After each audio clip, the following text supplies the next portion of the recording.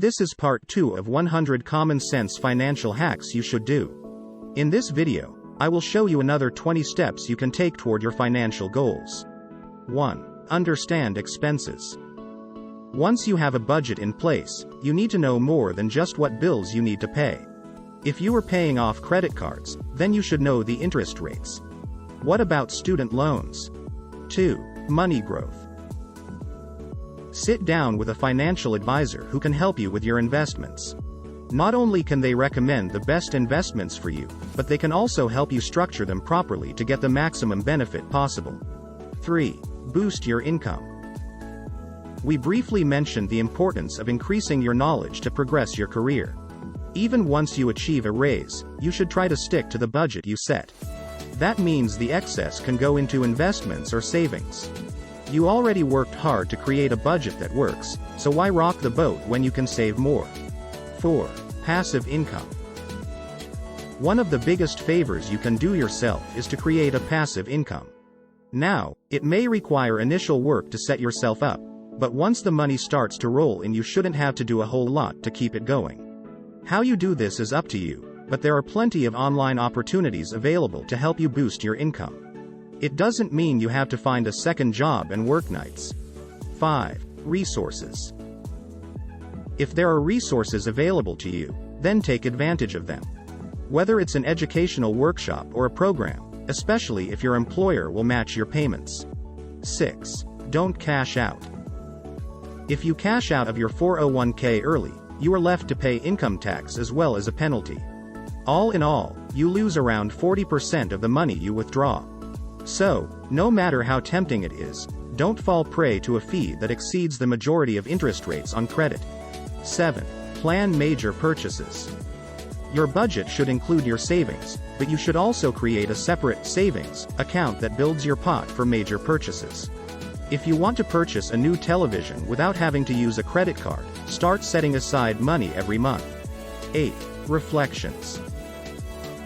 If you often experience money problems, you may need to think back to your childhood. Are your issues now a reflection of the attitude that was instilled in you during your childhood?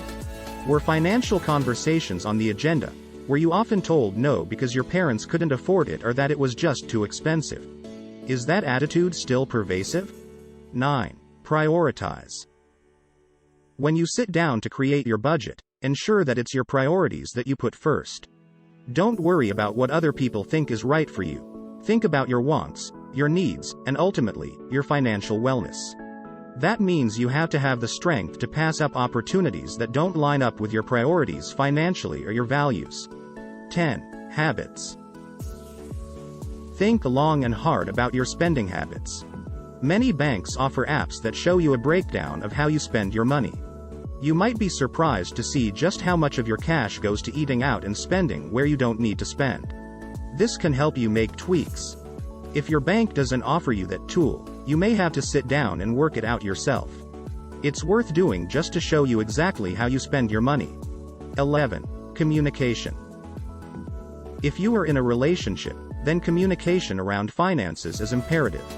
Many couples fall prey to the trap of arguing about finances. So, the best move is to sit down and work out a plan together.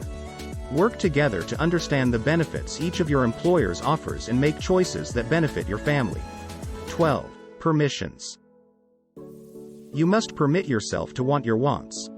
If there are things you want, you don't need to dismiss them as you being greedy. With financial wellness comes the ability to purchase the things you want. It's freedom, and you have to give yourself permission to dream. 13. Emergency savings. Ideally, your savings will have 6 months of your salary stocked away. You cannot do this overnight, it's going to take time to build that up. However, this will ensure you are ready for any emergency, whether it's a health problem or a layoff. 14. Tax advice. Are you self-employed? Do you own property or lease it? You should seek tax advice from a professional to ensure you achieve the best outcome. 15. Financial records. You can do this with paper copies, online tools, and whatever else you have available to you. It's important to keep your bank statements, insurance documents, taxes, pay stubs, and any other documents that may be key to your finances. 16. Protect yourself. In addition to ensuring your health and self, you should invest in property and income insurance as well. Don't forget about protecting your investments, too.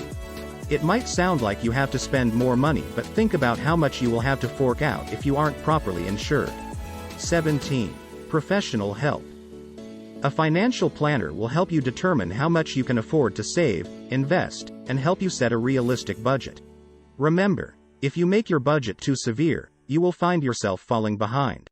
You don't want to make it a struggle. 18. Your role should be active. Whatever financial decisions need to be made, you should take an active role. Don't be a passenger in your financial wellness, take an active role and educate yourself to make the best possible decisions. 19. Periodic expenses. You sat down and worked out where your money was going on a daily, weekly, and monthly basis. What about those periodic expenses that come quarterly or annually? When you create your budget, you need to sit down and work those in. There's no point knowing when those are due if you aren't actively planning for them. If you aren't sure how much to allocate, match what you spent last year and give yourself a buffer. 20. The little things. Include all of your expenses. Even if you don't list it, you're still going to have to spend the money. So, make sure you include auto repairs, Christmas presents, birthday gifts, and expenses that come with the arrival of the school year. As always, this video is for educational purposes only and not financial advice. You should always do your own research and speak to a financial advisor before making any investment decisions. Thank you for watching us and see you in the next one.